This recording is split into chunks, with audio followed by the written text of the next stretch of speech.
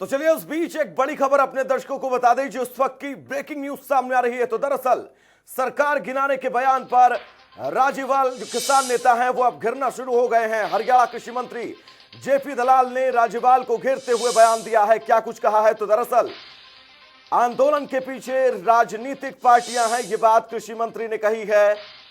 प्रदेश अध्यक्ष ओपी धनखड़ ने भी राज्यपाल को घेरा है और ओपी धनखड़ ने यह कहा कि किसान जत्थेबंदियों का एजेंडा अब सामने आया है। तो किसान नेताओं की महत्वाकांक्षा सबके सामने है, ये बात कहते हुए कृषि मंत्री जेपी दलाल ने निशाना साधा है।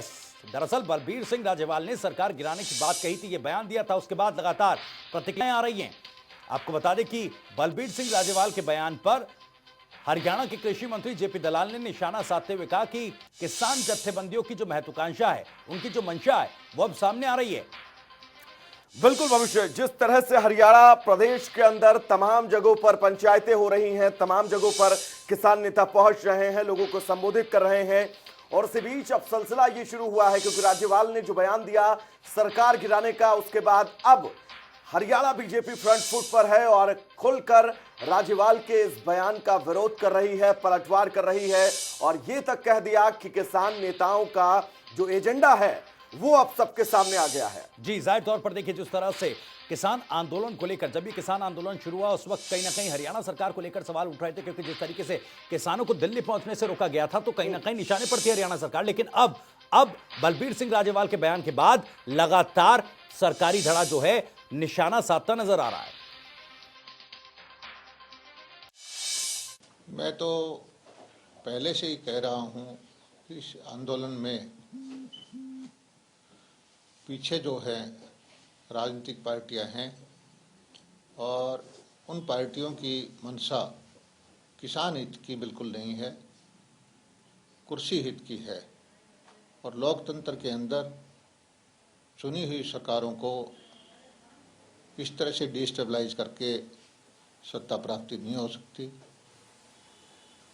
कांग्रेस को सबसे पहले तो सारे किसान भाइयों से क्षमा मांगनी चाहिए कि आज जो किसान की दुर्दशा है, उसकी आर्थिक हालत कमज़ोर है, उसके लिए सबसे ज़्यादा जिम्मेदार कोई पार्टी इस देश में है तो वो कांग्रेस पार्टी है।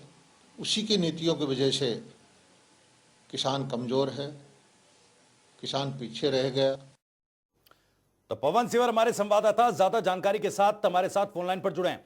पवन, एक तरफ लगातार ये बात कही जा रही थी कि कुछ विघटनकारी जो लोग हैं वो इस आंदोलन से जुड़ गए हैं। अब क्योंकि बलबीर सिंह राजेवाल ने सरकार गिराने की बात कही, ये बयान दिया, उसके बाद से जो सरकारी तंत्र है या यूं कहें हरियाणा सरकार के जो नुमाइंदे हैं वो बैक टू बैक हमलावर हैं, पॉलिटिसाइज हो रहा है आंदोलन। क्या कुछ अपडेट? जी बिल्कुल। आज जिस तरीके से हरियाणा के कृषि मंत्री जयप्रकाश दलाल ने पलटवार किया है और बलबीर सिंह राजेवाल के बयान पर कहा है कि अब मंशा साफ हो गई है कि किसानों की जो जत्थेबंदियां हैं उनका जो एजेंडा है वो सामने आने लगा है। और सीधे सीधे तौर पर जयप्रकाश दलाल ने किसान आंदोलन पर अब निशाना साधते हुए कहा है कि किसानों के जो कानून बने हैं 3, इन कानूनों में किसी भी तरह की कोई कमी नहीं है, ये किसान हितैषी है। लेकिन कुछ लोग इस माध्यम से सत्ता प्राप्ति चाहते हैं लेकिन वो अपने मकसद में कामयाब नहीं होंगे। जी, और एक चीज मैं आपसे समझना चाहूंगा क्योंकि जब इस आंदोलन की शुरुआत हुई तब लगातार ये किसान संगठनों की तरफ से कहा जा रहा था कि किसी भी राजनीतिक दल को या फिर राजनीतिक लोगों को इस आंदोलन का हिस्सा नहीं बनाया जाएगा। लेकिन बीते कुछ दिनों से गाजीपुर बॉर्डर के मंच पर अगर हम बात करें तो तमाम राजनीतिक दल फ्रंट फुट पर पहुंच रहे हैं और उसके बाद जिस तरह से हरियाणा बीजेपी अब फ्रंट फुट पर मोर्चा संभाल रही है, क्या कुछ लगता है बस आंदोलन का रुख आगे क्या होगा? अब देखिए, यह आंदोलन अब दो जो है वो तरह से देखा जा सकता है। 26 जनवरी से पहले तक का जो आंदोलन था उसकी अलग तस्वीर थी, उसमें राजनीतिक लोगों का हस्तक्षेप नहीं था और जो भी किसान आंदोलन को समर्थन देने राजनेता जा रहे थे उनको मंच नहीं दिया जाता था। लेकिन अब गाजीपुर बॉर्डर जो है वहां पर सीधे सीधे राजनीतिक जो विपक्षी हैं वो उस आंदोलन से जुड़ रहे हैं। ऐसे में किसानों की बात थी, जो किसानों का आंदोलन था, अब उसको किस नजर से देखे ये सवाल उठने लगा है। और यही वजह है कि अब सरकार में शामिल जो लोग हैं, चाहे उनमें मंत्री हैं या सरकार जिस पार्टी की सरकार हरियाणा में है या फिर केंद्र में है, उनके जो नेता हैं वो अब हमलावर हो गए हैं और सीधा सीधा किसान आंदोलन के ऊपर निशाना साधते लेकिन हुए पवन, एक सवाल विपक्ष को महत्वपूर्ण यहां पर आड़े यह हाथ कर है, रहे हैं।